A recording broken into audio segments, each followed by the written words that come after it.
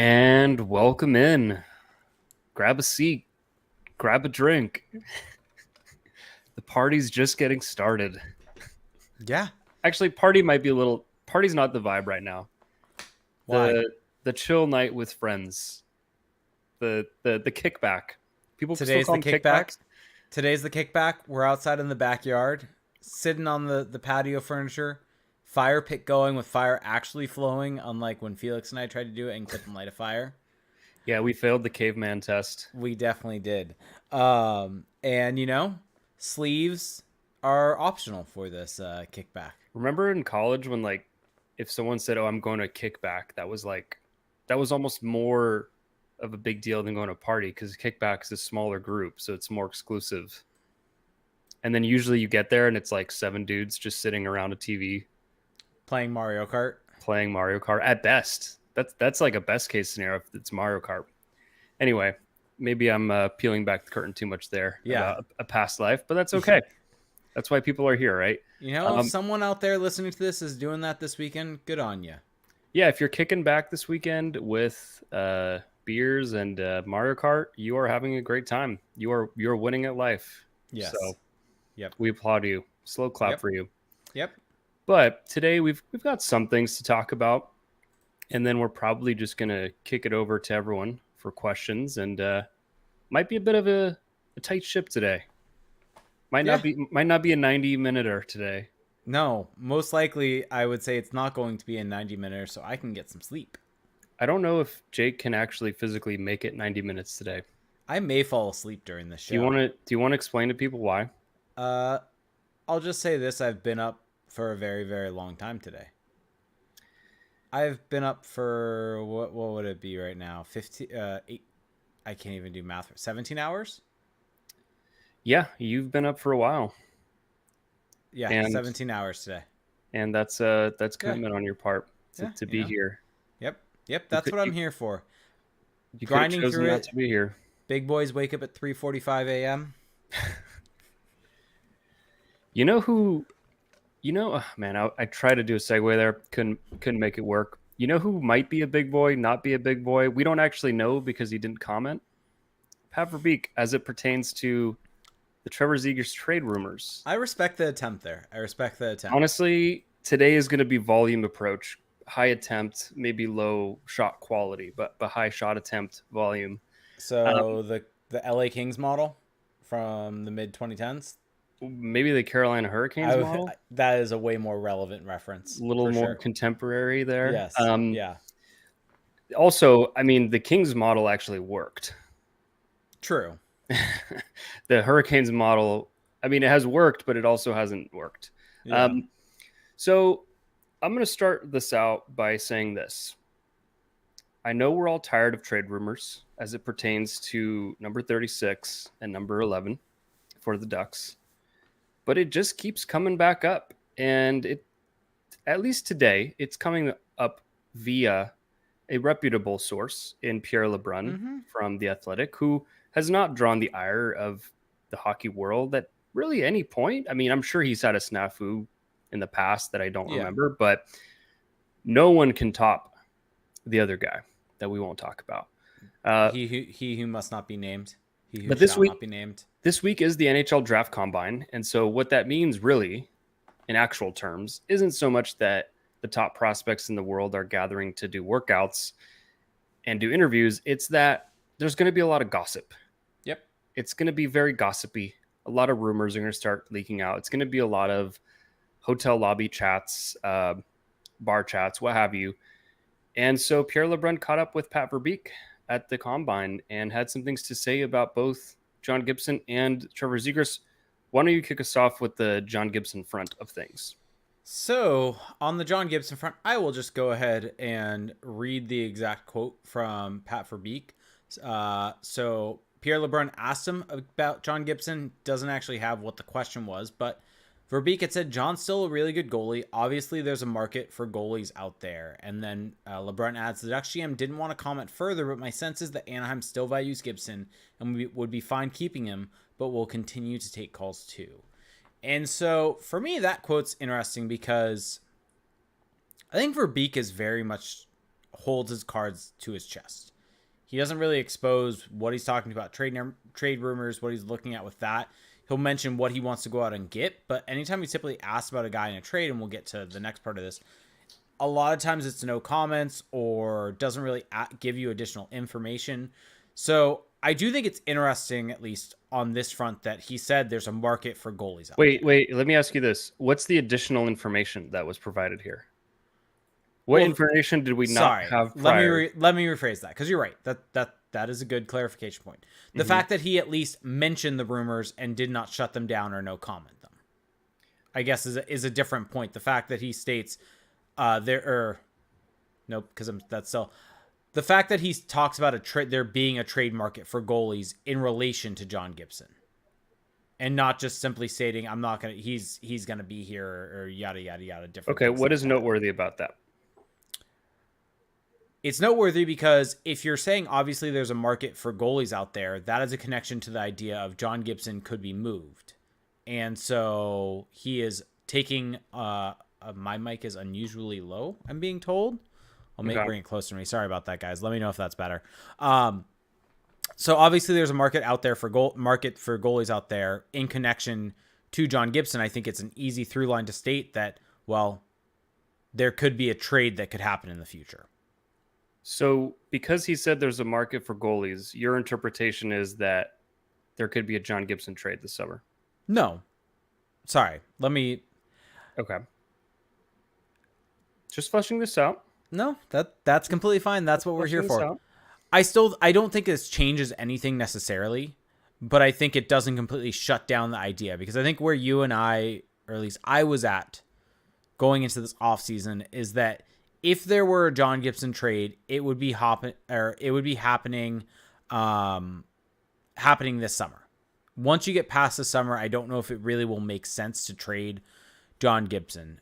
And so I don't know if this necessarily changes anything there, but it doesn't shut down that idea. And adding on the fact afterwards of the sense is that Anaheim still values Gibson and would be fine keeping him, that means that, okay, this isn't we're trading him and that's it. Okay. So what you're saying is that by him saying this, he is not shutting down the trade rumors. Correct. That is your interpretation. Correct. Okay. Just making mental notes as we Do you agree with that? Move down the list. I mean, I think it's close to a nothing burger. Yeah, I'd agree with that. Well, here's my thing, and I'm trying not to spoil it too much, but if we think that the following reactions are nothing burgers, then I don't see how this is anything more than that. But here I'll just say that, yeah, there's a market for goalies, and these guys are probably chatting in a hotel lobby or at a rink, and that might literally be just something he said just as a just stream of thought, thinking out loud. Who knows the actual intent? Who actually knows how much that was intended to be in connection to John Gibson? That's fair. Like, it could literally just be two guys sipping out of their Tim Hortons cups, watching these teenage hockey players do pull-ups and just shooting the breeze, just guys being guys. Yes, your interpretation could be true. I'm not here to deny that. I'm also here to present the case that it could also just be completely nothing. No. And that is the danger of these articles, is that people are going to draw their own conclusions, and that's fine. Yep. And I understand that it's a two-way street, because The Athletic has to put out content, and it's interesting and noteworthy to hear from the GM, but it could also be nothing. So for sure. And I think that the Pierre LeBrun's final comment on that, where he says, my sense is that they still value him and would be fine keeping him, but will continue to take calls too. Like, if you add that up, that adds up to 0, because they'd be okay with trading him, but they'd also be okay with keeping him. And that off the record, that sense he's getting, is that an off the record comment from Verbeek? Like, we also don't know where that's coming from. So yeah, I just think when you add up everything that was described or said in this little passage on Gibson, one interpretation, which is mine, is that it's kind of a nothing burger. I think that that's honestly a fair interpretation. I think it might be slightly more, just with the fact that he's at least mentioning a market out there. Mm-hmm. So that just means, okay, he is exploring trade options potentially, but Mhm. it doesn't mean anything one way or the other. I don't think that this means, oh, the Ducks are trading him, or, oh, the Ducks aren't trading him. It doesn't really change anything, I Yeah. think, in the grand scheme of things, which maybe that just pushes you back to being a nothing burger. That's where I'm close to it at. And honestly, like, what would have really changed since, like, Yeah. we know who the goalies are, we know who the Yep. teams are, and for Yep. those who don't know, since I can't assume everyone knows, but like Jacob Markstrom, UC Saros, John Gibson, those are the names that you always hear in the goalie trade rumor mill.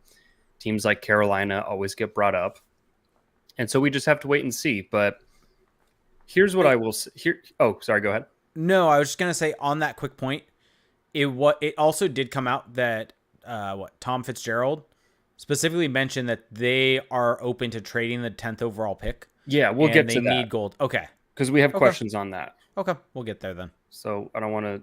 We need the questions for content today. Fair enough. Fair enough. And then so he followed that up. One thing I just want to say, which is a kind of not a pet peeve of mine, but an observation of mine that I think we have to be careful of, is that if if Pat Verbeek had no intention of trading John Gibson, one would assume that he would just shut down the rumors completely, right? That if he's asked about it, he would say, I am not trading John Gibson, right?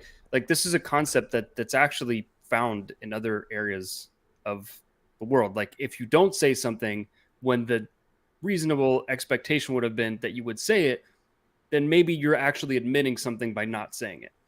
So, again, that's just one extrapolation.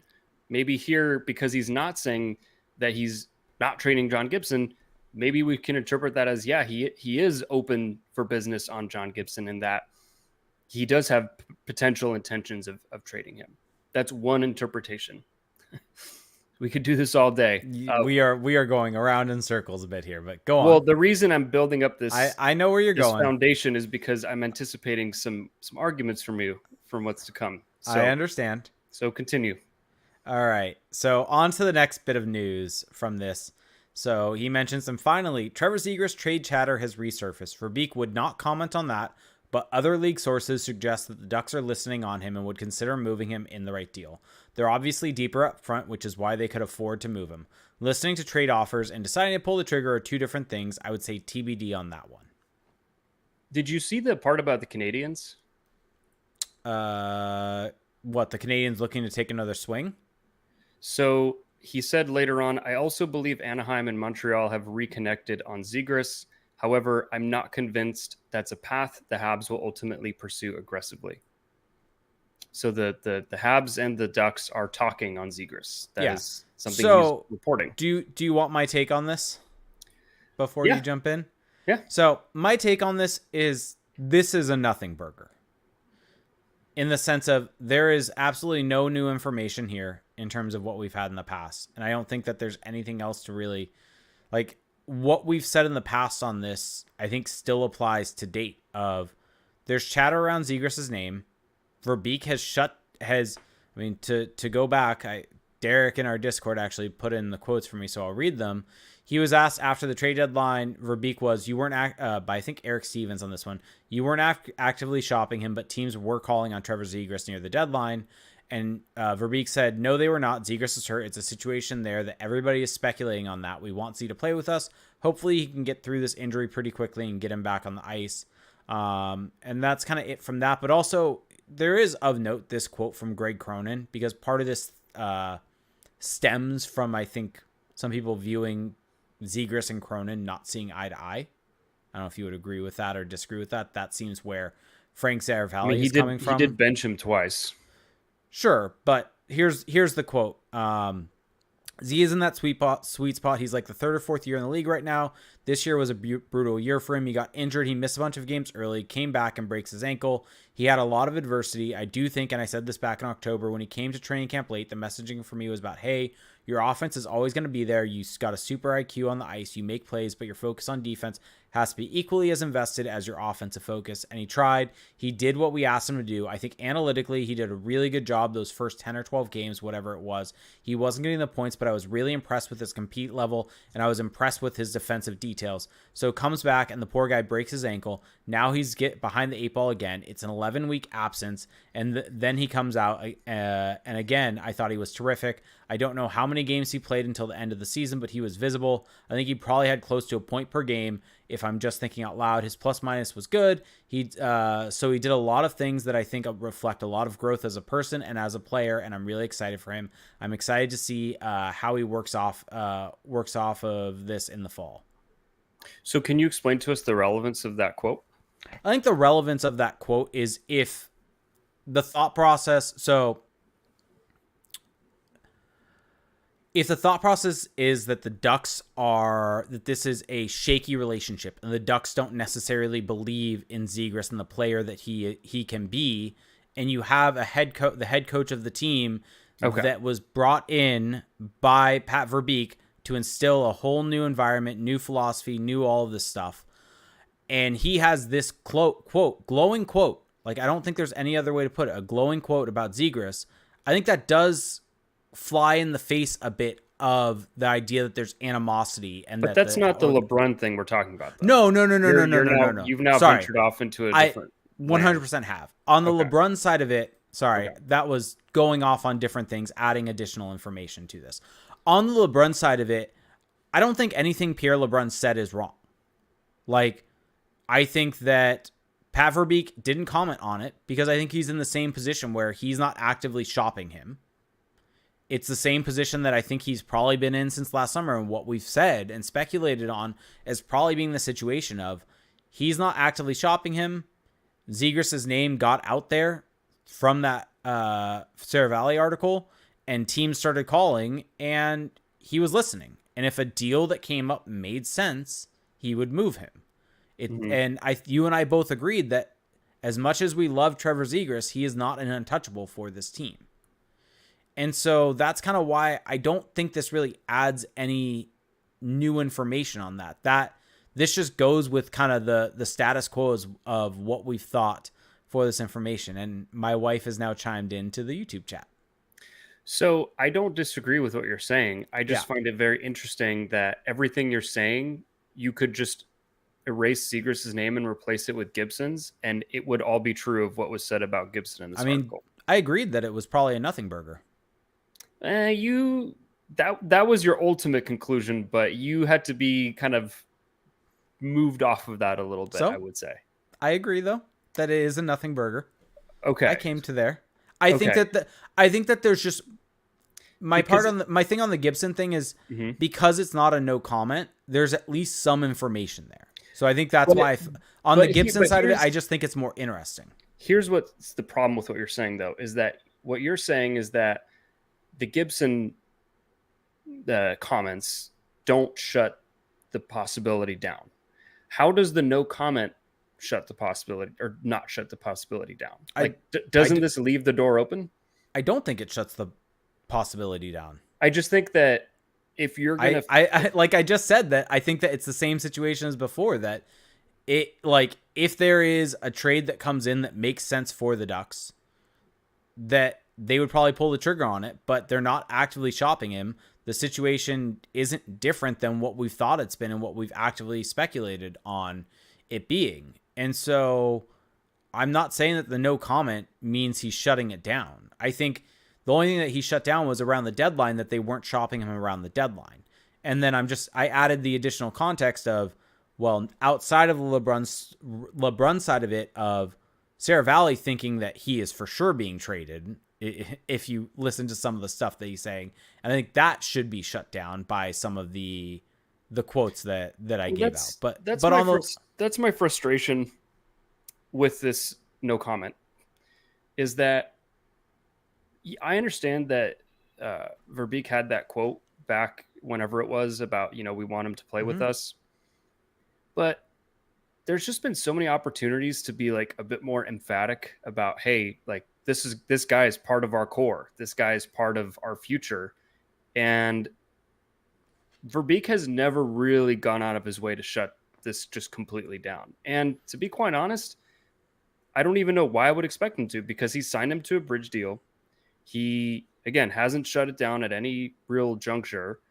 And we've also heard that there wasn't a ton of communication between the two during the year about the trade stuff. So it's just like, anyone who thinks that it's just like impossible for them to do this, it's clearly not impossible. I think Paverbeek is telling us through his actions that he is very open to trading Trevor Zegras, but, and this is the but, and this is the but that we always come back to, is that it has to, you need the right deal to make it happen. Sure. And that's the crux of the matter. And that's where the cookie is always going to crumble. And I think the same. I don't see a deal that makes sense. And I think the same could be said about a lot of guys on this team. Well, if he was asked about Leo Carlson, do you think he just says no comment? I honestly think he might, but I think Leo Carlson is the untouchable. But I mean, Leo Carlson's a different category than Trevor Zegras. I think Mason McTavish would maybe be a better thing, because I'd be curious about that one. Leo Carlson, like, that one is like, that one's just out the window. Like, whether he no comments or not, who cares? He's not being moved. Maybe, but I just think it's interesting that when you have opportunities repeatedly to kind of, pump this guy's tires a little bit and just make it clear he's part of your future, he's part of your core, to never really do that is interesting to me. Didn't he do that? Didn't he do that in the post? Like, I'm trying to remember the end of season, like, press conference or thing they did with Duckstream. Like, I feel like he has pumped his tires. Yeah, he said he did say that he showed some improvement when he came back. Yeah, like, he has pumped his tires. He hasn't straight up shut down the trade chatter. That's also talking to, like, fans and local media. Like, when he's had opportunities to in a bigger stage, like, to but I think this is now assigning things to no comment that, like, we just don't know. It could be that. I think there's no doubt. It could also just be a situation of, this is a rumor that he's pissed off and annoyed with because it's come out of nowhere, and he's never been shopping. He's never shopped Zegras, so he doesn't feel like he needs to actually make a comment on it, because it's not something that's founded in anything of him shopping him. So why should he make a comment on it when the whole thing originated from something that was dumb? Could be. Or if you feel strongly a guy's part of your core, you affirm that positively. Like, there's two. The whole point of this, though, is that Zegras is very much like on a wait and see approach for Pat Verbeek. I think that it's clear. So here's my end of this, because I think I'm just annoyed as a fan of the Zegras rumors, mainly because it's just like, it feels like it's nonstop, and I've tried to figure out what is going to stop it, in terms of what is going to make this go away, what is going to make these rumors of him potentially being dealt just kind of end. And because if he comes back and plays really well, people are going to say, oh, he's boosting his trade value. If he comes back and plays horribly, the Ducks are going to be, or people are going to be like, the Ducks have to move him. He's sinking himself. Like, there's no win for these rumors. And the only way I think they're going to go away is one of two things. He's either dealt or signed to a long-term extension. Well, you know who pumped a lot of ammunition into these rumors? Who? Pat Verbeek. Because he's the one who wanted the bridge deal. From that perspective, yes, but that was also prior to all of this stuff. But sure, like, isn't that sure. isn't like the way you spend your money one of the biggest tells of what you prioritize? And I think. Anyway, I'm just saying. Anyway, I want to make very clear. I'm just saying all this to reiterate that I think when you put together all of the circumstances, all of the timeline, it's clear that Pat Verbeek would be open to trading Zegras. And this comment, you can say it doesn't further it, but it also doesn't, and it doesn't nix it either. And I don't think you or I have ever disputed that part of it. Nope, we haven't. Like, I think the only thing is, I don't think this changes my view of it. And I don't think that's I think that's a fair take on it. Like, it's the same stuff. It just annoys me that Pat Verbeek won't just shut it down. Sure, but we just don't know. Like, we don't know where it's coming from. We don't know if it's a situation of maybe that was my response to the Gibson comment. Wait. Let me finish this point. Mm-hmm. In the sense of, we just don't know the conversations him and Zegras has had. Well, apparently there haven't been many. Well, let me finish this thought on it, though. We don't know the conversations that they've had, and we don't know if it has been something where Zegras has told him, like, I would just prefer you to no comment on this to hopefully get my name out of the limelight. I don't want my name on one side of it or the other. I just want us to not talk about this at all. Maybe that's a generous reading. Maybe that's not. Maybe he would have preferred him to just straight up say, no, we're not moving you. Maybe it is something where they just don't know on either side. And so we just don't know necessarily.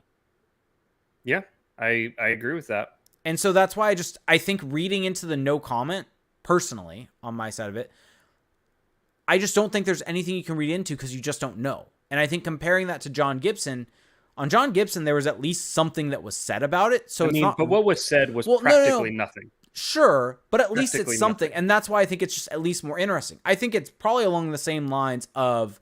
I think you just don't want to see Zegras traded. You want to see Zegras stay more than Gibson, is what this comes down to. For sure. Okay. Like, there's no doubt about that. There is a bias here. Like, I'm not hiding that, but I also just think from all I've said about this in our text message prior to this was, I think that the Gibson part is the more interesting part. And the whole reason for that is just there's at least something there that he said. It's probably that's fair. It's also a nothing burger, but it's at least something he said instead of reading between the lines on a no comment. But you're reading between the lines on what could be nothing as well. For sure. Well, it's at least reading his words and assigning a reason for those words instead of trying to assign a reason for a no comment that we just don't know. Yeah, but I mean, as we know, not saying something can also be a form of saying something. But as we've ran through on all of this, and now we're going in circles a bit, that no comment can mean a whole lot of things. Also, like, I'm seeing some comments in our chat. Can I just shut down? Can I shut down one thing that was said? A hot take of the Terry contract is becoming the worst Verbeek signing. Like, he did not have a good year. But have you seen Ryan Strome's contract? Yeah, I was gonna say there's better candidates for that, or better or worse. But one thing I want to make clear is like, Troy Terry was not worth his $7 million, but he is not a bad contract. I don't want to see Trevor Zegras get traded personally. Mm-hmm. I really am super high on him as a player. He's one of my favorite players to watch ever. Just love the skill, love the playmaking, and I really, really hate how much of a bad rap he's gotten, whether it's within the Ducks fan base, because there are Zegras doubters and haters within the Ducks fan base. I hate how much of a bad rap he's gotten just outside of the Ducks fan base. I hate how much he gets a bad rap from his own GM and coaches at times. And so all that to say that I'm a Zegras fan. I want to see him thrive. I want to see him thrive as a Duck because I think that's where he deserves to be. But I'm also looking at the situation just kind of coldly and saying, yeah, like nothing new, but it's there. Could happen. Will it happen? Different conversation, but like the door is open. Yeah. Yeah, let's see. Strike of 14 said, what would the reaction have been if Verbeek's comments about Gibson was actually about Zegras, saying there was a market for him? And I guess that's a great point. Well, then you would have shot it down. That's what you would have done. No, I would have said that is a sign of him shopping him. Well, I think it's interesting that there's a specific mention, maybe for the first time, of them actually talking to another team about him. And like there being kind of conversations that are just beyond like, oh, well, he's listened on calls. It's like there's been a reconvening between two teams, which means they've talked about him before. Yeah. It's interesting. But I don't know if it'll actually lead to anything, but it shows that it's a bit more concrete than maybe prior, just because they're actually putting a team name on it instead of just the general listening on calls. Yeah. No, for sure. I just think, like, I'm with you. I don't want to see Trevor Zegras get traded. To me, this article is very much Zegras is the buzziest name out there.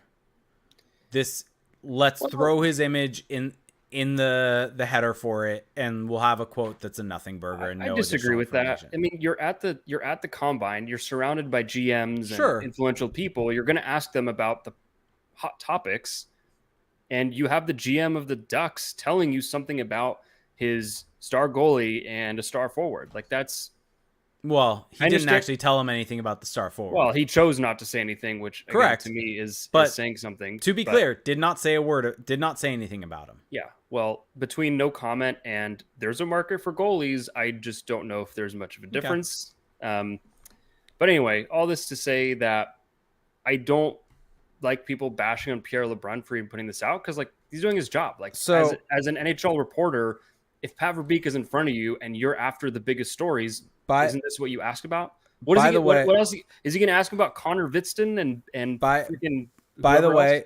way, Mohammed Zegras chimes in our Twitch chat, and I want to try to find this to verify it, but this what he said, paraphrasing here, but this is after Zegras was signed to his extension, or sorry, signed to his deal, the bridge deal. Verbeek was asked, "Do you see Zegras as a cornerstone for the franchise?" And he responded with, "Absolutely, absolutely." Okay, so like So 8 months ago. no, but you had like the point is you had like the bridge deal was him showing that he's not a cornerstone, but right after that he said that. Well, if he was a cornerstone, he would have gotten a longer contract. I I mean, mean, I just don't think the words match the actions. we there. will find out Yeah. with how the Mason McTavish deal goes. I mean, I don't think McTavish is getting a bridge deal. We'll find out. If he does get a bridge deal, then I think that does show a bit more here. Yeah, I agree with you. Like, I think that just shows this is the way Verbeek wants to operate. He does not want to give the long-term deal coming off an ELC. Maybe. We'll see. We will.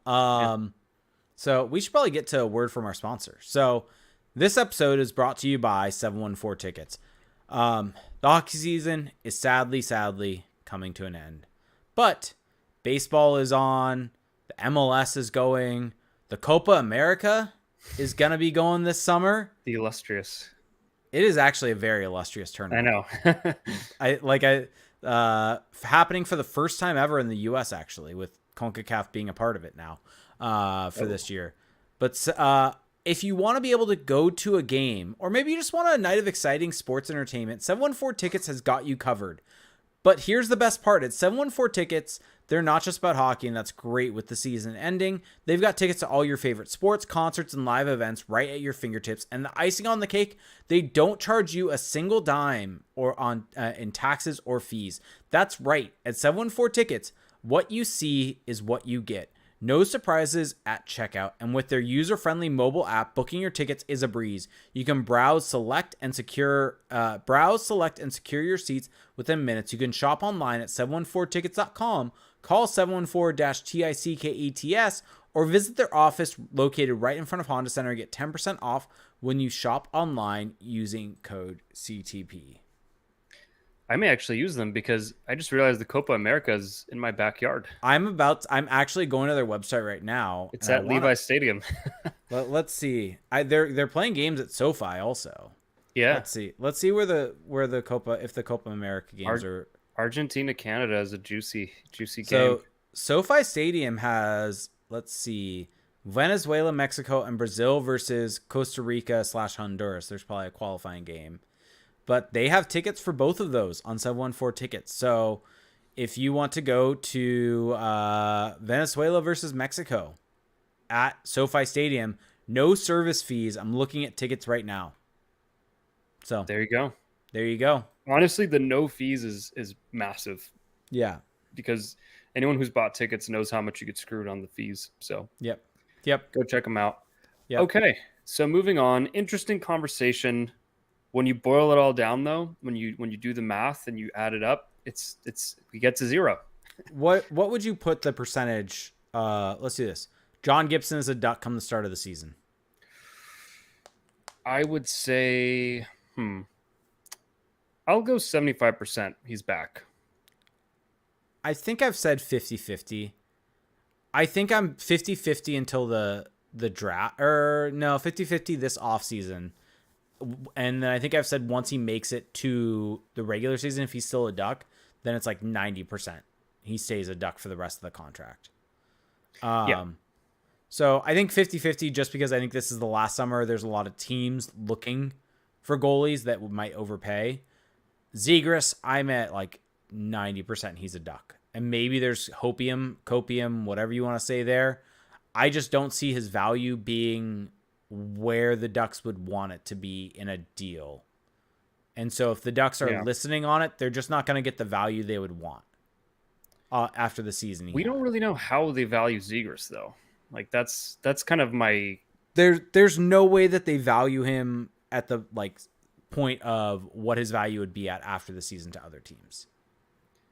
yeah, I don't know. I mean, we just don't know what like we don't know what they really think about it all. So I would say about the same odds, 75%. Like I think it's very likely he's back, but there's a chance that he's not back because teams are going to try to get him, and if the Ducks keep listening, maybe they'll eventually get to an offer that they like, but I think more likely than not he is back.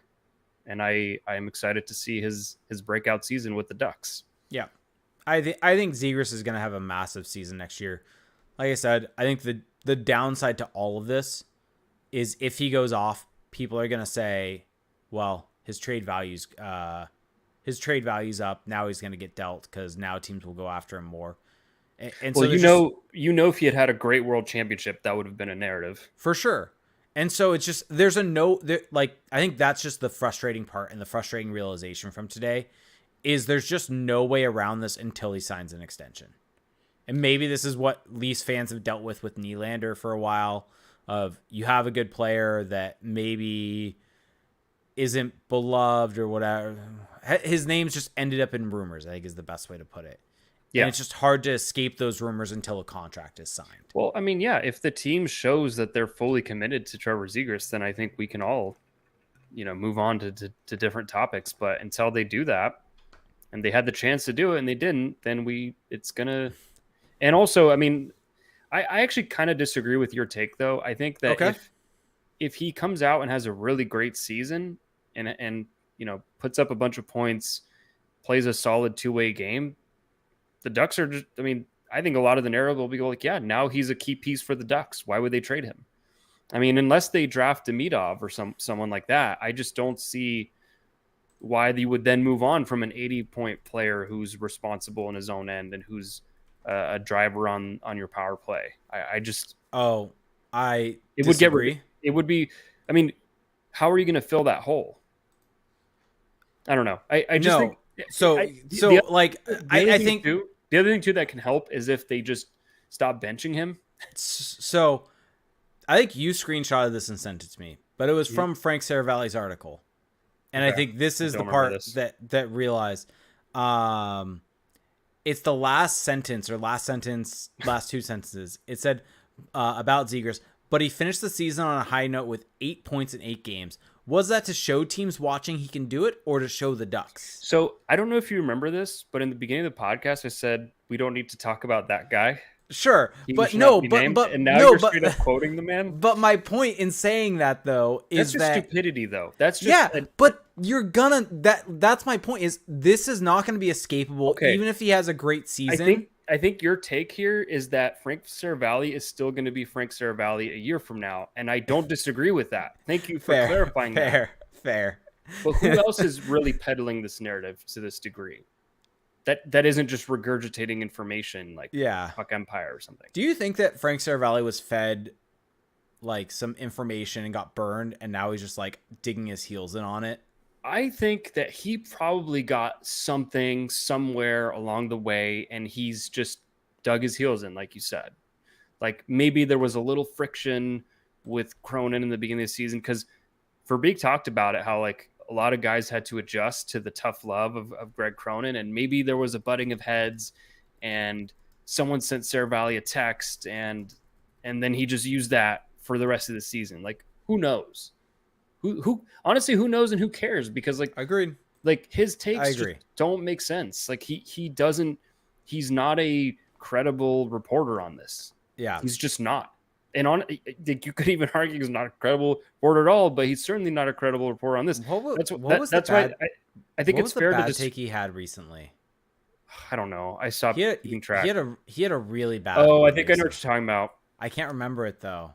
But like that's why I'll give time to a LeBron who's like an esteemed member of the the reporting community. But it was the Elias Pettersson thing. Oh yeah. He basically said that the Canucks were floored that he was using that as an excuse, and it's like, was he using that? Like after every playoff run, it comes out that every player has injuries. Like, Yeah. I just think he has this weird thing against offensive players. Yeah. I Of honestly smaller think that's what players. it's always he's always It, picking on the same it player type. it's the Philly side. It's the Philly.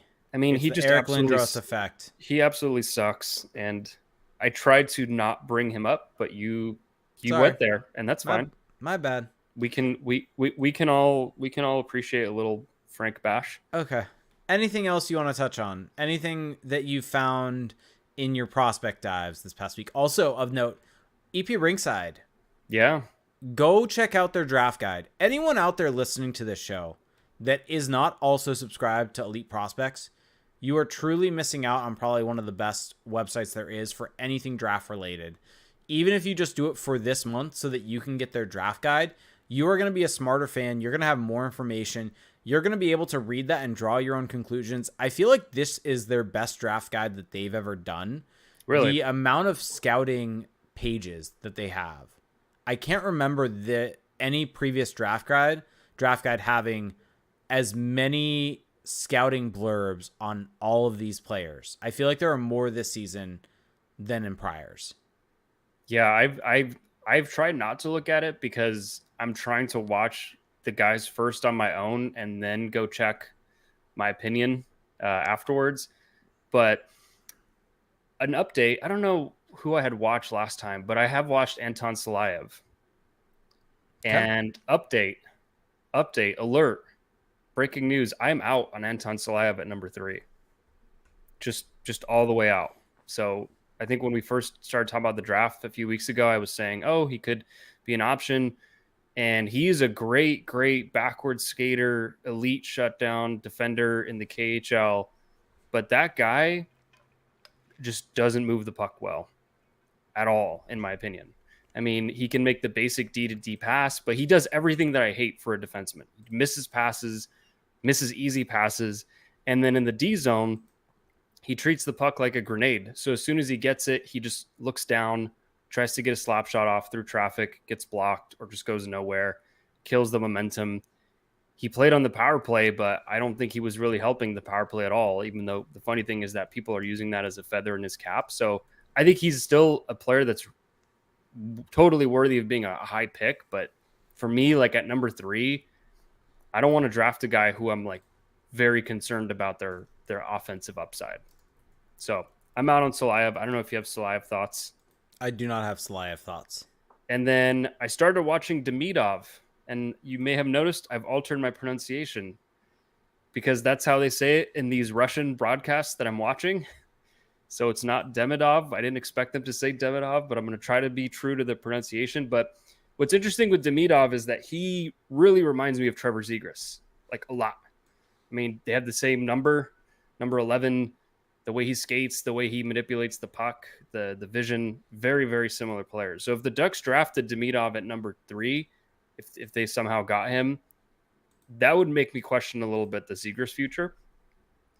But I'm not necessarily sold on him as of yet for number 3. I still need to watch more, but I have concerns about the skating. So there's your update. So I want to read this blurb, and sorry, this is going to spoil something, but I'm going to remove the player's name. Okay. You're going to know who it is, but as I read through this and everyone listening to this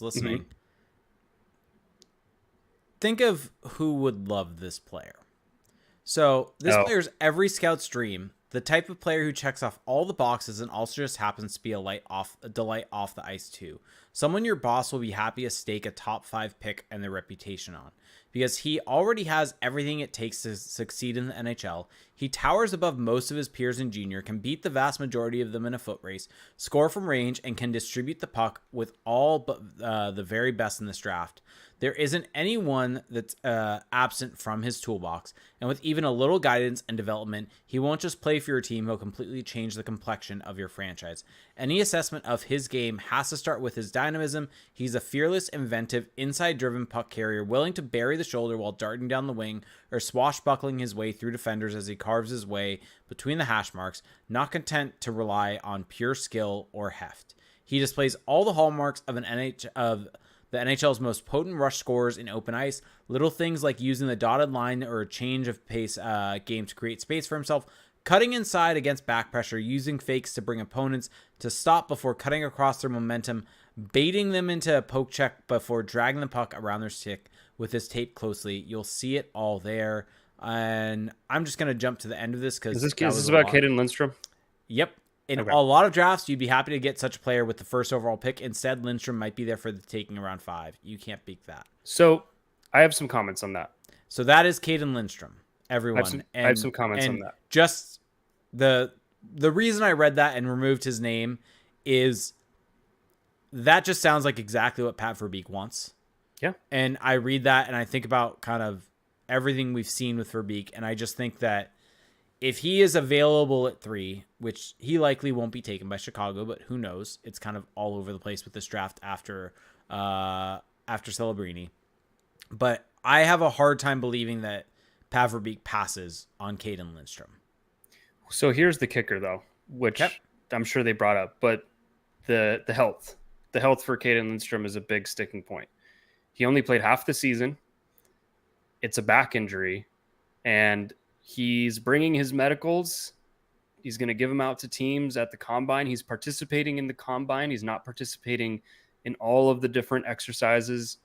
So the concern with Lindstrom is that I agree with you. Right now, just off of their play, I have Lindstrom ranked above Demidov.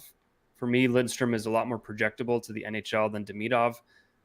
But you're banking on half a season of play, and he did come back for the playoffs, and I thought he looked fine, but others have said that he looked kind of rigid, didn't have the burst, which I think is fair. He didn't have the kind of highlight rushes. So I'm going to be very interested to see how that shakes out with the medicals, because if the medicals come back clear, or at least clear enough, I'm agreeing with you that I think Lindstrom is going to be a high contender for the Ducks at 3.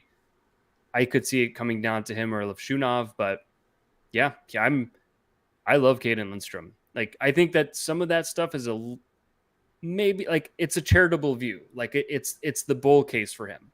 I think that the bear case is that sometimes he doesn't necessarily read the game very well. Sometimes he kind of overhandles the puck, or he just stick handles himself into trouble because he doesn't necessarily know what to do with it. But I think all those things can be coached. Like, all those things you can teach him how to do that. And he's got all the physical tools. Big centerman, can skate well. It's got the skill of the shot. So honestly, like, what's interesting about Lindstrom is that he has been a center in junior hockey, but I would almost rather him as a wing specifically for the Ducks, because I think that where he really shines is his board play. He's just so strong along the wall, and he's so good at making plays off the wall. If you had a top line of Caden Lindstrom, Leo Carlson, and Cutter Gauthier, like, you're going to run some teams over, because the amount of size and skill and skating on that line would just be absurd. So it's an exciting time. The Ducks have a great opportunity to add a great player. Yep. So my view as of right now, as of June 4th, 2024, and I reserve the right to change this pick or opinion even by next week's podcast. As you should. But I will say the Ducks are taking Caden Lindstrom at number 3. That's assuming that the medicals, like, you're assuming the medicals come back. Sure. Yeah. Which, wasn't there something that came out today about that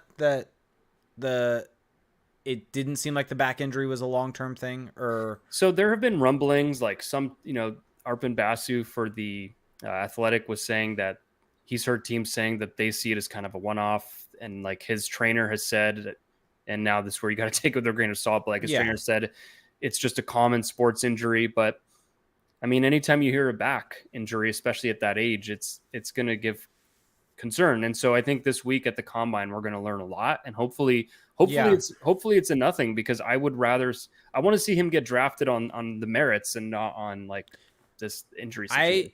I would imagine we will probably have a Corey Pronman mock draft next week. Yeah. That will have some information behind it. Yeah. Yeah. And also the Gold Star combine is going to come up at some point. I forget when, but Demidov is going to be there, and he will be measured. And so we'll find out how tall he is, because that could also affect the pick for the Ducks, because he is listed at 5'11". On the SCA website, he's listed at 5'9". And I watched 2 games of his last night, and in the first game, it was the only VHL game he played, which was back in October. He looked like short. He looked 5'10" to me, like Bedard size. And then I watched the game, different camera angle. I watched the game that he played in January, and he looked taller. And so, and he looked like a 6-footer in that video. So I have no clue. I have no clue how tall he is, and I'm fascinated. Also, I've heard that people will be watching as he's being measured. So it's not just Dan Milstein walking out with the measure and be like, all right, guys, here you go. Here you go. Take my word for it. He's 6'7". Oh, would you look at that? He's 6'4". He also gained 20 pounds of muscle. Crazy. Can't believe, I don't know how this happened. They must have given him whatever the Russian athletes were using for the Olympics. Yeah. All right. Let's get to questions. If you're listening to this on your favorite podcast services, go check out our Patreon, patreon.com/crashspawn, where you can get access to our Patreon exclusive Discord channel at the $2 tier or above. And you can ask us questions there that get prioritized at the beginning of the question section of the show. You also get one of the best places to talk hockey, Ducks hockey on the internet. And you can also just find friends, find a good community where you can talk other sports also. All right, so we're going to hit this question first from D Frenzy. Sorry if this was already asked. With a couple prospects in the KHL at the top of the draft, are we at all worried they won't come over because of the Russia-Ukraine war like we previously were? I mean, I think it's a valid concern, but I've said it before on the pod. I don't think NHL teams are that worried because they are drafting Russian players left and right. Yeah, so I think we're seeing that. I think last year had the most Russian players taken in the first round in a long time. And you're also now seeing like that was the worry of Michkov, right? Well, it's looking like Michkov may come over next year. Well, the thing this is, summer. Michkov also had the 3-year deal, which didn't help. But that's the point, is that he had a 3-year deal, and now it's looking like he's coming over this summer. Yeah, and so he was still drafted top 7. So so it doesn't seem like it's an issue at all. Yeah. Let's see. Shaken Wing said, "Is Lindstrom like McTavish? What's his Verbeek value in his prospects? What does he not care about as much?" And Felix, could you give player comparisons for the players you've broken down? Wow. Well, so I'm going to say this, and you may agree. I think Lindstrom is way better than McTavish. I agree. Yeah, like the skating is not even close. The size, the shot. Can I give the comparable that they list on EP Ringset or the draft? I'm curious who they put. Rupe Hintz. That's a good one. I mean, the one that I've seen thrown around a lot is Quentin Byfield. I think that he's maybe less dynamic of a skater than Byfield was, but that combination of height and stick handling and power, I think he's more powerful than like a Byfield. Byfield is more of a rush player. So, yeah, I don't really have player comps here off the top of my head. Do you want me to give you just the elite prospects? So you've done Anton Salayev, Tyler Myers. So do you want Artyom Levshinov, what they did for him? Ooh, can I guess? So this is a current player, right? There's 2 current players. Shades of is how they did it. Actually, I don't know. I don't know how they would rate. Yeah, I don't know. I don't know if you're gonna guess either of these. Yeah, I'm not gonna guess them. They're kind of outside the box thinkers. Neither of them, I think, are that tall. Is one Ryan Ellis? No. Okay. Charlie McAvoy and Zach Werenski. Werenski, I can see that. I think he's bigger than Werenski, but the puck moving and the shot from the blue line, I can see that. McAvoy, I don't really see that one because I think he's way more offensive than McAvoy. I also don't know if he's as good defensively as McAvoy. You want Salayev's? All right. Well, tall. Someone that was notable in these recent playoffs. Zadorov? Yep. Really? That's who they put? Dude, that is Yeah. not a glowing comparison. I mean, I guess he's become a good NHLer. Like, here's my thing with Salayev. He can absolutely develop and become a fine puck mover and be a contributor in that sense. And then there's not a very high bar he needs to meet to then fully maximize the defensive game. But that is not a bet I'm willing to make at 3. I don't want to draft a project of a puck mover at 3. That's like you can get defensive defensemen on the cheap in the NHL. And then you're starting to do Demidov. So here's who they had for him. Or you want to take a guess? I mean, I would throw in Trevor Zegras. Like, I think he plays a lot like Zegras. Kirill Kaprizov. See, I guess I don't know if he's as good of a skater as Kaprizov, but Yeah, I think honestly for Ducks fans, I think that Demidov plays a lot like Trevor Zegras. That is my comparison for him. Okay. Verbeek value in his prospects. I think he values hockey IQ. I think And that size. I think sure. And size. But you look at like Leo Carlson, sure size is definitely a part of it, but I think it was his ability to think the game Well, they were is both something big, about. so that was the Yeah. tiebreaker. Yeah. Yeah. Isaac said, or sorry, Hazmat 2015 said, should the Ducks be in on a potential Arthur Kaliev trade? Yes. Are we sure about I Arthur don't think Kaliev? I don't think they will be, but they should be. Okay. I'll take your word for it. Isaac said, do you see the Kings falling apart and starting another rebuild before, during, or after the Ducks become cup contenders? Do we see a middling Kings team and an up-and-coming Ducks core in the playoffs in the next 2 to 5 years? I think that they will rebuild probably during, like in the next 5 years, because that's to me is the Ducks timeline for cup contention. Because they're going to lose Kopitar, they're going to lose Doughty. Yeah, but then, like, I think they're set up to be solid. Yeah. Still, I like, don't think they're the bottom's not going to fall out. No, like I think they're way more on par to be like a retool instead of a rebuild. Like I think they're gonna be able to figure it out once those guys are gone because they're gonna have the cap space for it. Like Yeah. I know there's a lot of people that want to dance on the Kings' graves because of them losing in the first round and Well, their they lost to the trades, cup finalists. like So and the trades and not and maybe they left the rebuild too early. I just don't know how you can do that when you look at the numbers that they put up this past year. And yes, they lost to the Oilers, but the Oilers are a wagon. So yeah, it's the like, Oilers are in the Stanley Cup final. I just don't know if there's dancing on the graves. I think that their peak may not be as high as the Ducks because of what the Ducks have been able to accumulate, but yeah. It's just different situations. They don't have as much young talent as the Ducks do. Ducks and 5 said, what dollar amount are you extending Fowler at? 0. That's a no for me, dog. Root is trying to say the Oilers are not a wagon. They're in the Cup final. Root. They are in the Edmonton Oilers are in the Cup final. They're in the Stanley Cup final. They just beat a fantastic Dallas Stars team, but not a wagon. They beat Vancouver. They beat the Oilers. Like I don't like. You can call the Oilers a wagon. You can call the Panthers a wagon. If they making are both the Stanley in the Cup final doesn't make you a wagon, I don't actually know what you're supposed to do. And I don't think you can question their goaltending after the last series that Stu Skinner just had and the season that he had. People just want to hate, man. Well, I think people.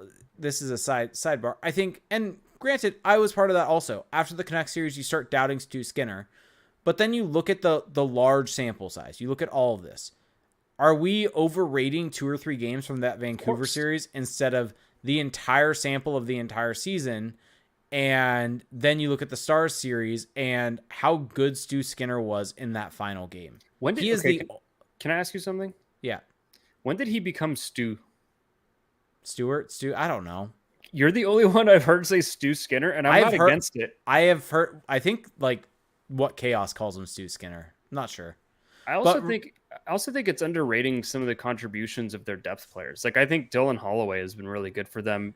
But like they have good players. It's not like they're a 2-person team. Sure. But Skinner is the only reason they won that game 6. Yeah, but that's the thing is people see that game 6 and then they just assume that that's been the entire run. Oh, yeah. Which is not true. They've dominated games. My point there is though, if you're going to say don't trust their goaltending, well, their goaltending got them to the Cup final in game 6.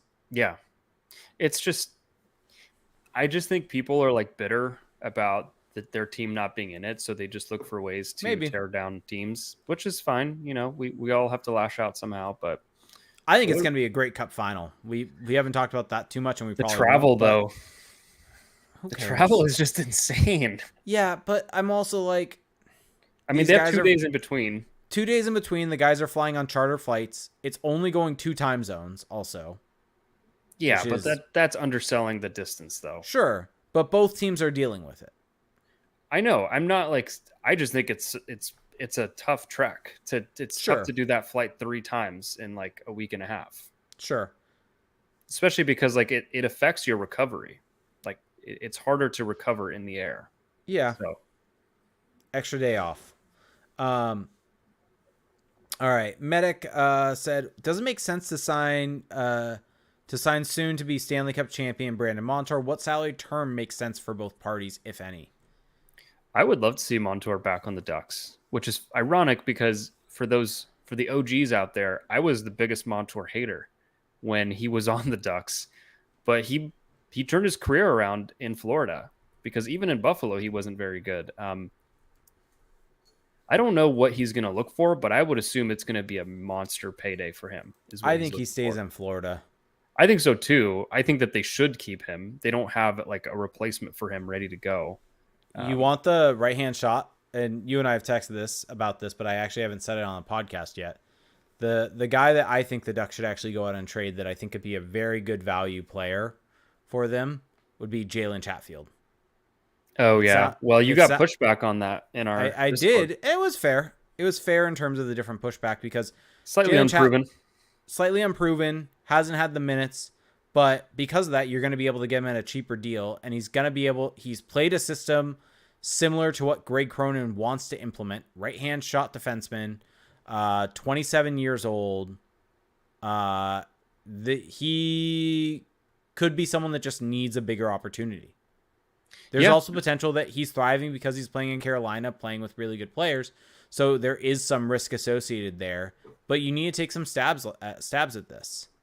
Yeah, no, I like Chatfield's game. I think that he plays a really kind of simple game, but he's very mobile. He can make a good first pass. Mm-hmm. I don't know, like I would be comfortable making that bet. You know who's a name that has come up in my mind? Who? That is a UFA. Who? This is a what's the opposite of a home run swing? A bunt?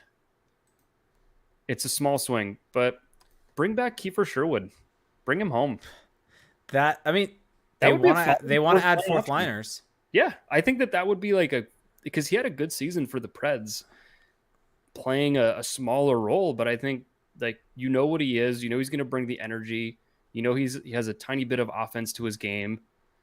I would like that as a fourth liner for the Ducks. And to be clear, Jalen Chatfield's a free agent, so there's nothing the Ducks have to give up to get him. Yeah. And so I would kind of personally, just because the cap hit, I would probably like him the most out of the available players. Yeah, I'd rather do that than pay a lot for like I think that was the great thing about the Gudis signing last summer was that you're not paying a ton for one of the better options in the market. Yeah, I think Sean Walker falls in that same category. I think Sean Walker would be a really good signing. Yeah, for the Ducks. I don't like what he brings though for this team. I think that you need a little bit more diversity of like styles and like a smaller guy offensive. I don't know. Yeah, I would probably go Jalen Chatfield as my first. Maybe second would be, I don't know, maybe Matt Roy. Then Sean Walker after that. I'm talking about for right-hand shot defense. Kiefer Sherwood. Artem Levshunov? Where are you in on Brett Pesce? I don't know why. I just am not enthralled with Brett Pesce. Why wouldn't you? I'm actually curious why you aren't. I don't know. He have great numbers? He has okay numbers. They're not that great. I think he's just a reliable, known commodity player. And I think if he gets six years as a 29-year-old, I just think that's a lot, I guess, for someone that I just maybe think is like blah. I think he's a good player. I think I think he's good, but he just like doesn't move me, I guess is the way I'll put it. Yeah, I think he makes the Ducks better. I agreed. Yeah, like I think that. You know what's really crazy? Strika 14 has this. Pesce's reputation has overtaken his actual play, at least from this past season. Yeah, he had a season that maybe wasn't as good, but can he bounce back? Yeah. Here's my other question, though, or not even a question, but just a thought. You know, Kiefer Sherwood's 29 now. Does that make you feel old? A little bit. All right, we have we have questions so that we need to keep going through. When we started, he was just a wee lad. And now he was a college free agent signing. So what, 22, 23? Yeah, now he's going on 30. So Dead Inside Wrench said, what do you think is the percentage chance that the following are traded before the draft? I'm going to let you answer this. John Gibson. I'll go 10%. Okay. Frank Vetrano. Ooh, 40%? Trevor Zegras. 10%. Jackson Lacombe. 40%. Oh, that I disagree with. I think like 5%. Well, Anyone else? I'm assuming you'd have to add him into a package with Vetrano. Anyone else? Actually, I'll go 30% on Lacombe. 30%. Okay. Anyone else on the team? I mean, who else is a trade candidate? That's why he did that. I'm on 0. Okay. Malarkey said over under 3.5 Ducks that have 70+ points next season. Okay, I think Zegras clears that. Okay. I don't know if Carlson clears that. Okay. Terry? Terry has... I'm going to sound stupid. Has Terry gotten 70 points? The season he had like 30-something. Did he actually hit 70 points? Let's see. Troy Terry... Hockey reference. Let's take a look and see if he has in the past. I'll just say yes. I'll say yes for Terry because this is like... No, he hit 67 in 21-22. I think he's due for a little positive regression next season. Yep, I would agree. So I'll say he clears that. So that's 2. Okay. McTavish? I don't know. McTavish had the offensive like flow. That's true. Going. Like that. Okay. Like, McTavish was much better offensively than he was defensively. But I need to get to 4 though. I'm going. You said Terry was in the 30s, by the way. Terry was in the 50s this past season. I didn't say he was in the 30s. I was talking about goals. The season. Yeah, got it. People are just mishearing to criticize. I heard the same thing, to be honest. Okay. Well, I apologize if I made that grievous error, but that is not what I meant. But yeah, I'm going under. Okay. You know what? Just for fun, I'll go over. Okay. Doom Crosser said the Devils GM confirmed the team is opening the 10th overall pick. What deal makes sense for the Ducks to grab that pick? Great question. And 10th overall would be very interesting because you can make your safer pick at 3 and then maybe take a bit more of a swing at 10.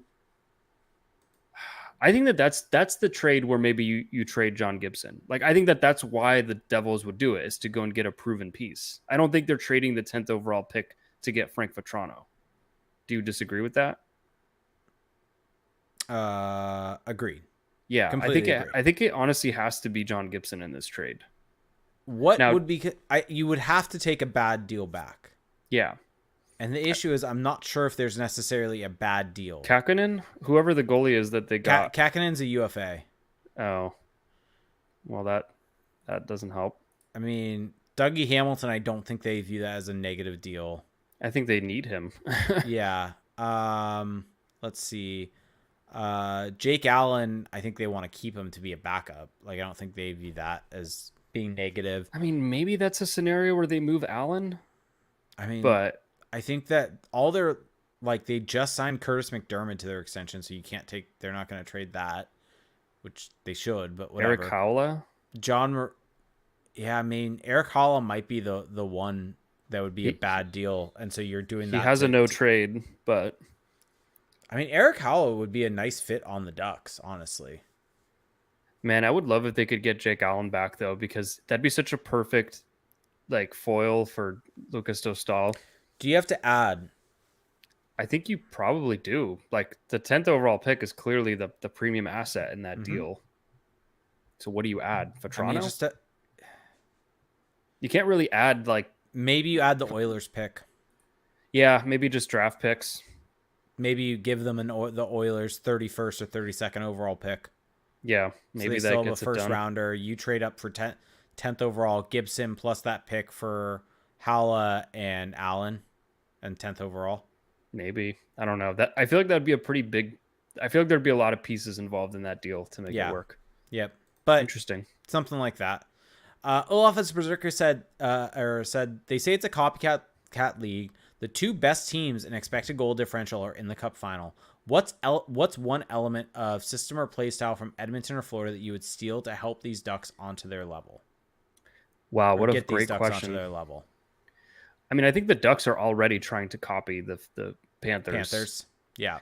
I mean, I think the thing that they do great, well, a couple of things they do great is their forecheck is just so relentless. Ask the New York Rangers about it. And then the way they involve their defensemen offensively is just awesome. And they're just working for dangerous shots in the slot. It's one of those things where I felt like during that Ranger series, when the Panthers were at their best, they were just, it felt like every time the Rangers got the puck, there was someone on their hip right away. There was no time for them. Yeah, and even just the way they break the puck out, like everything they do is just close to perfect. They're Yeah. very close to a perfect hockey team. What about Edmonton? I mean, the snarky answer is half Connor McDavid, but Okay. I won't go there. I think that honestly, the way that the Oilers attack, they really force you to they really compromise you in the defensive zone. The way that they're just constantly moving, the way that they're kind of like attacking in layers. So like one guy is attacking the middle, another guy's skating opposite from him, drop pass, confuses the coverage. Like, I think that's something the Ducks could steal from them. I think their power play is, I think part of it is obviously you have McDavid and Draisaitl. That's going to drive it.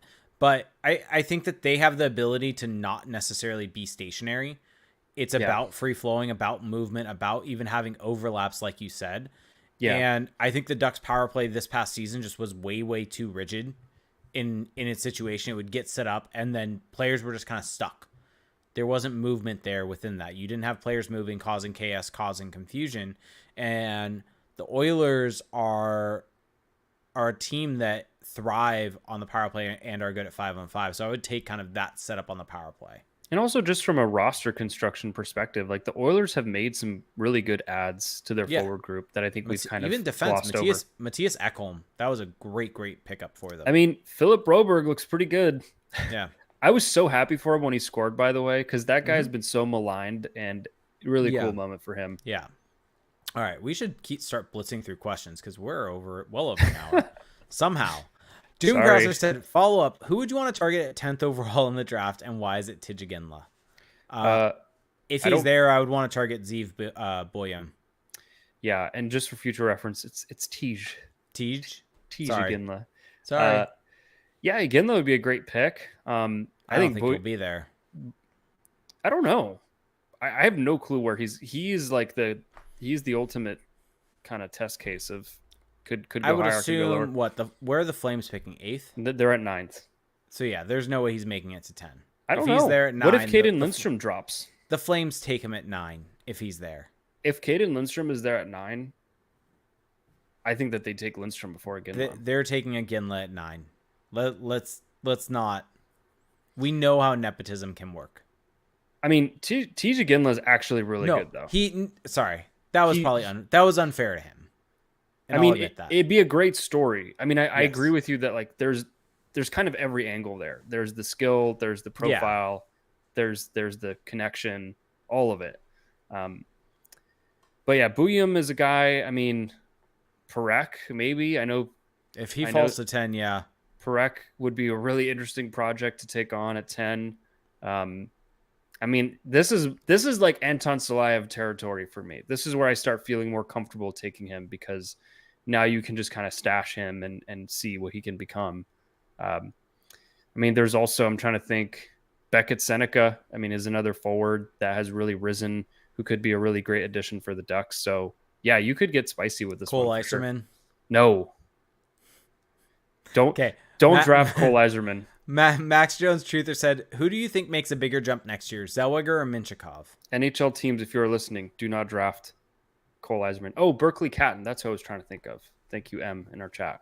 Berkeley, man, if the Ducks got Berkeley Catton at 10, I would be just elated because he might be my favorite player in the draft. You were saying, I forgot what you said. Who do you think makes a bigger jump next year, Zellweger or Minchikov? I think Minchikov because I think he has more room to grow. I'd say Zellweger just because the fact of he didn't play as many games. There's a lot more. Fair. And he's older. So there could be a bigger jump coming. D-Rock said, will Tristan Leno begin the 24-25 season with the Ducks or in San Diego? I think he's going to be with the Ducks to start. I think if they go out and sign a right-hand shot defenseman, it is going to... Then he's on the third pairing. What's the problem? Are you short-circuiting right now? Who's not in the lineup? On the right side? Yeah, but you have 4 left hand. Put Lacombe at 70. So you're scratching Lacombe. Don't scratch Lacombe for Luneau. I will put my life on that. You just said that. That's what I'm saying. But no, but I'm saying that they would. Like I think that's a real thing that they would. So I think San Diego. No, he's starting with the Ducks. Lewis X209 said, "Not that I want the Ducks to do it, but what would it take for the Ducks to flip flop picks with Chicago?" Why is he's been stuck on this for a few days, and he's bringing it back. I mean, I honestly don't. It wouldn't happen. It's impossible. Yeah. Also, if you're the Ducks, like I don't think you really care to, right? What's the upside in getting to 2? Unless you're really worried that they're taking your guy, and we don't know who their guy is. Lou said he's bored and just wants an answer. God damn it. Gooser said, "Do you feel the 2 offseason big contracts from last year should have been swapped where Zegras got Terry's deal and Terry got Troy's deal?" I mean, that's not fair to either guy. And that's not fair to the contract situation. Troy Terry deserved to get that contract. And Troy Terry was also in a situation where he was going into arbitration, which put things in a much more difficult situation for the Ducks. So it's just not an apples to apples. I understand the sentiment, but yeah. It's an apple to grapefruit. Grapefruit was great. Stop hating on grapefruit. Did I hate on them? You did. Did I? Reading between the lines of your statement, I'm going to say that you did. Are you sure? No. Okay. I'm surprised you're still going. You must be just punching air right now. I'm somehow still have energy. I don't know how. I'll pass out after this. Twitter, and then we'll do a couple from Twitch and YouTube. Sorry guys. We've gone long here. So I'm just going to pick a couple questions. Sorry, people that sent it on Twitter. Joel Federchuk said, "Hey, any question with the signing of Damian Clara? What's the order of Ducks goalies in the pipeline?" Great question. We haven't actually talked about that. The Ducks news cycle. As we're an hour 17 in. They did not sign. I'm already blanking on his name. Connor Fidston. Oh, Ben King. Ben King, yeah. I will just never know that guy's name. Remember when I called him Dwight King? Yeah, you did. Ben King, Connor Fidston. There was another guy. I can't remember it off the top of my head. Oh, it was Sunsvik. Albin Sunsvik. Oh my God, I'm so proud of myself. I remember that. That was impressive. Truly the most useless knowledge. The only one that's a bit of a bummer is Fidston, just from what we'd heard, but... Even King, I mean, I thought he looked okay in the AHL, but I don't necessarily hate it just because, like, I don't think any of these guys are going to really pan out, but yeah, it's like, why did you pick them then? Yeah. Just, like, that's my issue with some of the picks they've been making, but better to cut bait early. President-elect Christian said, pod question, should the Ducks make a trade for Trouba to be their we didn't even answer the question. We should go back to that. Yeah, Claire, what's the order of Ducks goalies in the pipeline? I think Sukanek is comfortably number 1. Yeah, and then probably, I mean, maybe this is factoring in too much this past season, but I would go Clara 2, then Klang 3. What about Boudietz though? Boudietz 4. He had a 913 and 35 VHL games. That's a good league. I just have no idea where that ranks. So actually, this is a complete unknown. You know what's hilarious? So Boudietz had a 913 and 35 games in the VHL, and Damian Clara had a 913 and 34 games in the Hockey Allsvenskan. So and similar levels. They're both kind of the so AHL. Do we put them both above Klang? Honestly, is that too harsh on Klang? Klang did not have a good season, but also it's like a growing pain season. Yeah, potentially different ice surface. I'll go Klang. I'll give Klang the benefit of the doubt. The goals are kind of a crap show at times too. And then I think I'll go Clara at 3, just because he's 6'6", and then I'll go Boudietz last just because he's 6'4". Still a lot of talent there. Yeah. So President-elect Christian said, pod question, should the Ducks make a trade for Trouba to be their third right-hand D? No. Maybe get Kako and possibly a first as payment for 2 years of $8 million. No, still no. That's a no for me. Still a no for me, dog. Trevor Zebra said, hey, Jake, one question for tonight. Saw a rumor the Devils may be willing to trade 10th overall pick. Oh, we've already answered this. So we already talked about what that trade could potentially look like. So now we're going to go to Twitch and YouTube. So if you're in those chats, please throw the questions in. What? I'm just laughing at the fact that we're gonna hit an hour 30. When I was hoping for a 45-minute. I mean, you're gonna get a good night's sleep. I'll be fine. You'll be fine. I'll go to bed at my normal time. I'll be fine. But go to twitch.tv/crashspawn, where if you have Amazon Prime, you get one free Twitch Prime gaming sub each and every month, and it does help out more than you can imagine. Go there or go to YouTube, youtube.com/crashspawn. Like Spike this thing. Like the video if you're watching this. Subscribe to the channel over there. And if you're listening to this on podcast services, I know you have a YouTube. I know all of you do. Go to our YouTube, like the video, subscribe to the channel. Just that simple. Ray Gonzalez had a question. Would the Panthers have to win the Cup to be considered the most successful of the 93 expansion, or are they already? No. I mean, they don't have a cup. The Ducks do. Like, there was a long period of the Panthers being a fledgling, terrible, awful franchise. Like laughing stock. Like, these past 3 seasons do not make up for that. And especially when you consider post 05-06 lockout, the Ducks were up there for one of the most successful franchises. Remember the Dale Talon years in Florida? Yeah, like the Ducks at post 05-06 until the 18-19 season missed the playoffs twice. Mm-hmm. Like over that, almost 15-year period? Yeah. They missed the playoffs twice. Although the Panthers did make the Cup final in, what year was it? I mean, the Ducks also did make the Cup final in 03. Yeah, just saying. So the Panthers have been to more Cup finals. Is that what you're going for? I don't think that's even true, is it? I think they're tied. With this, no, the Ducks have been to 2. The Panthers now have been to 3 because they lost last year. year. I forgot about last year. Yeah. Jesus. Oh, my God. Well, it doesn't count if you have lost all of them. So, yeah. Matt W. said, question, how many games does Dostal start next season? I will go with the same amount as this year, 44. Yeah, I was going to say 45, but I don't see that changing really. Yeah. I mean, it's weird. It didn't feel like he started 44. Wait, did he? Now I want to double check. If it was started, I think he played 40. I think he played in 44. I think he started like 35 or something.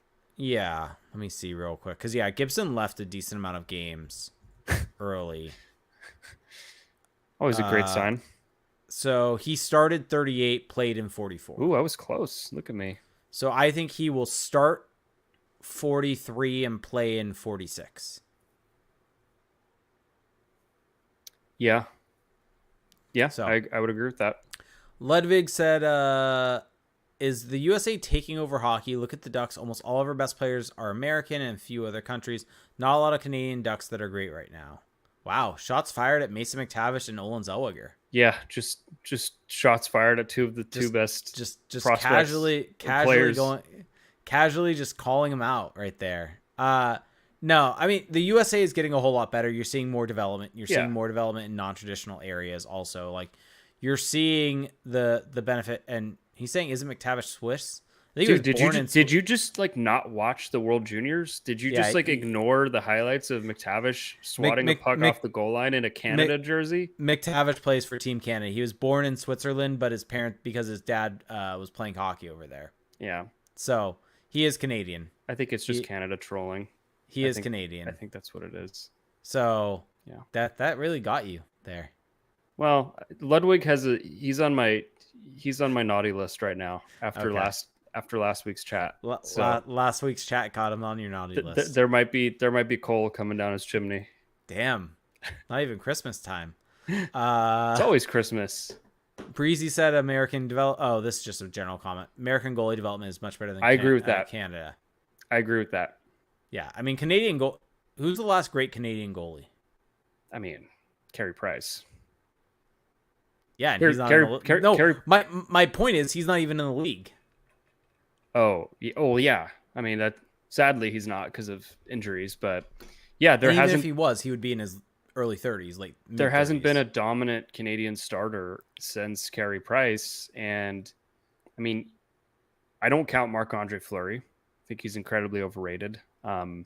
Yeah, I mean, agree with that. We're in an era of the Russian, American, Swedish goalie.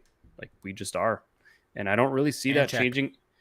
Yeah, and I just don't see that changing anytime soon, because you look at the prospects coming up for Canada, and it's like I feel like it's becoming a thing now every year where like Canada's World Junior team they always talk about their weakness in net.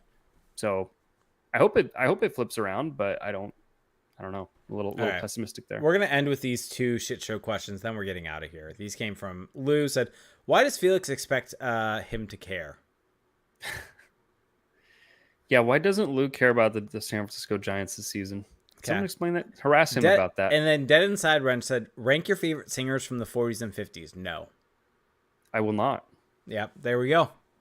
Glad although he's saying that because he said that Frank Sinatra is terrible, and that's just a really bad take. Glad we could answer that for you. What did we just answer? We said no, so we answered his question about ranking. It is an answer. Yeah, it is an answer. We did. Okay, well, at this point, someone's saying Canada's on the way out. Oh my god, it's late. The bad takes are coming out. Like, look at who the top picks have been for the draft. Connor Bedard. Is Connor Bedard American? Is that something that just happened? Anyway. Macklin Celebrini. Noted American Macklin Celebrini. Jack Hughes is American. Yeah. There's still a ton of Canadian players getting drafted. The CHL is doing great. Just folks need to calm down. Yep. All right. Well, thanks for listening, everyone. I hope you enjoyed the podcast. Somehow we made it an hour and a half. Did not think we'd get here. Jake is just seething right now, just pissed off, clenched teeth. Punching air. Seething, coping. What's the other one? Maulding? I don't understand what that means. I don't know. Ratio, counter ratio. Anyway, if you want to support the podcast, there's a few really easy ways to do so. Number one is to go check out our Patreon, patreon.com/crashthepond. And over there for $2 a month, access to the Discord, $7.50 a month. Great time to get in. Honestly, if you just want to get in for the month, I think it's a great time. You can get the exclusive prospect videos. So if you just want to watch these guys play, it's all on the Patreon, and there's some commentary overlaid. So it's a great fit. That's all at patreon.com/crashthepond. You can also subscribe to us on Apple Podcasts. We have a new review. I don't know if you want to read it or I can read it if you want to. I figured you would have it loaded up because you usually do. Great for Ducks conversation and bad food takes. 5 stars from Ducks Are One. So the Ducks best Ducks focused podcast around. New episodes drop year round, so it's perfect for keeping up with what's relevant to the best team. Yeah, thank you. Really appreciate that. We love hearing from you guys. The reviews go a long way. They help the podcast grow. So if you haven't left a review yet and you do listen to this podcast regularly, please consider leaving a review. We'll read it on the show. We'll shout you out. We will love you for it. So go do that. Also subscribe to us on Spotify. You can leave us feedback there. Subscribe to us on YouTube. Find us on Twitter. And check out our website, Crash the Pond. There may be some articles coming up there, some posts. We'll see. Today? Tomorrow? Well, hopefully by tomorrow. Okay. Before we get booted off of Apple News. Anyway, thanks for listening, folks, and we'll talk to you next week. Have a good one. Bye.